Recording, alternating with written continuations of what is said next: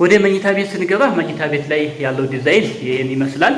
ማሻአላህ እቺም ዲዛይን በጣም ምርጥ የሆነች ዲዛይን ነች።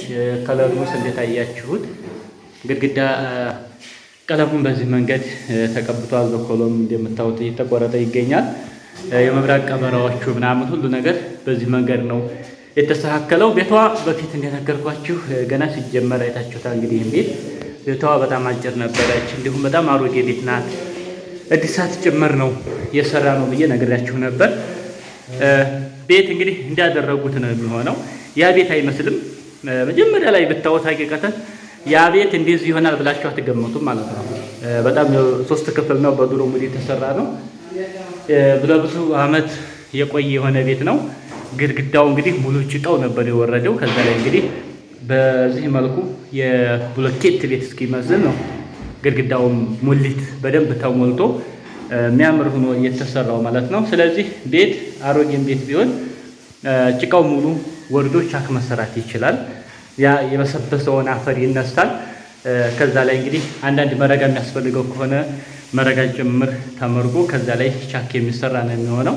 ስለዚህ መኝታ ቤት ላይ እንግዲህ ያለው ሁኔታ ዲዛይኑም ይሄን ይመስላል። ቤቷ ትንሽ አጠር ብትልም ጅፕሰም ሲሆን ደግሞ ቤቱ አጠር ቢልም ምንም ችግር የለውም። ምክንያቱም ኮርኒሱ ጅፕሰም ኮርኒስ ከሆነ ራሱ የጅፕሰም ኮርኒስ ባህሪው ቅዝቃዜን ይስባል ማለት ነው።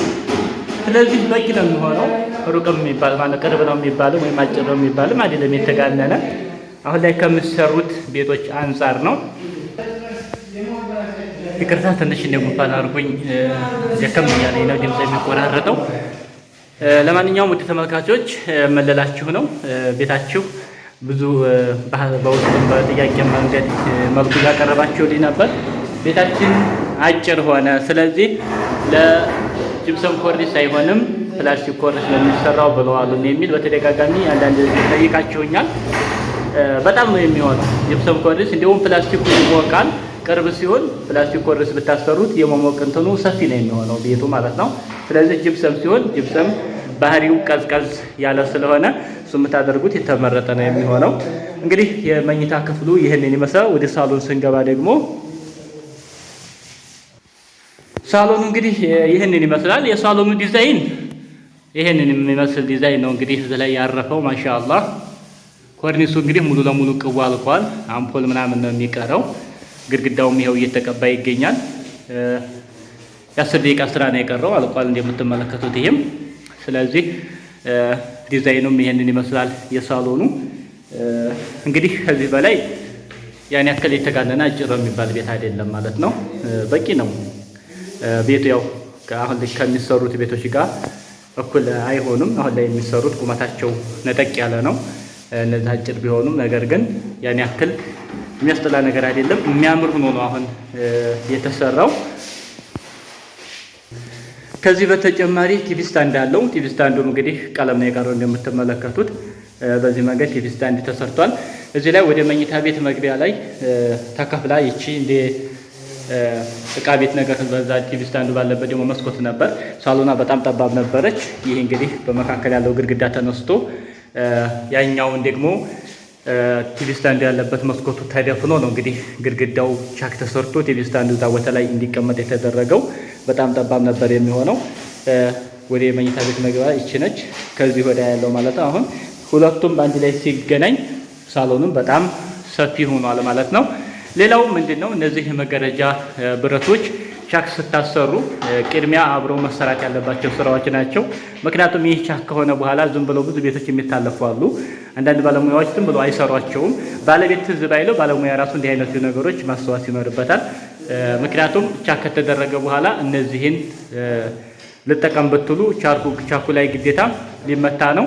ያኔ ብዙ ነገሮች ይበላሽባቸዋል። ቀለም መረማት ምናምን የተለያየ ነገር ሊኖረው ስለሚችል ቀበራዎቹን ቅድሚያ ቢካሄዱ አሪፍ ነው።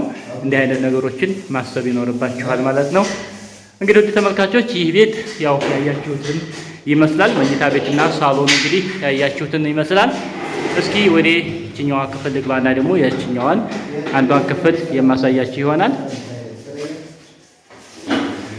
ቪዲዮ ላይክ ሳታደርጉ የምትመለከቱ ቪዲዮ ላይክ አድርጉ። ለቻናሉ አዲስ ከሆናችሁ ሰብስክራይብ በማድረግ የደወል ምልክቷን በመጫን ቤተሰብ ሁኑ። ላይክ ሼር ማድረጋችሁንም አትርሱ። ሀሳብ አስተያየታችሁን ኮሜንት ላይ ያስቀምጡልኝ። ይህ ቤት እንግዲህ 3 ክፍል ነው። ሳሎን፣ መኝታ ቤትና ዕቃ ቤት ጠቅላላ ከኮርኒስ ግድግዳ ቻክ የባለሙያ ጠቅላልጎ ስንት ብር እንደፈጀ ሙሉ መረጃውን ቀጣይ ላይ የማቀርብላችሁ ይሆናል።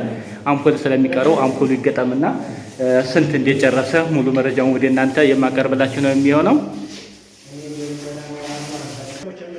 ሌላኛዋ ክፍል እንግዲህ ይሄንን ይመስላል። እንዴት አያችሁት? የግድግዳ ቀለሞች ምናምን አሁን ላይ ማች ነው ብዙዎች እንግዲህ የሚሰሩት በጣም የሚያምሩ ናቸው።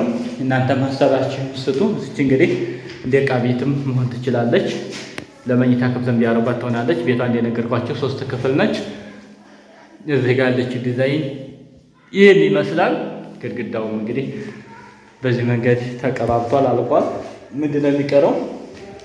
የአምፖል ገጠማዎች ናቸው እንግዲህ ከዚህ በኋላ የሚቀሩት ማለት ነው። ስራዎችን እንግዲህ እያያችሁ ሀሳባችሁን ኮሜንት ላይ ያስቀምጡ። ሀሳብ አስተያየታችሁ ማለት ነው።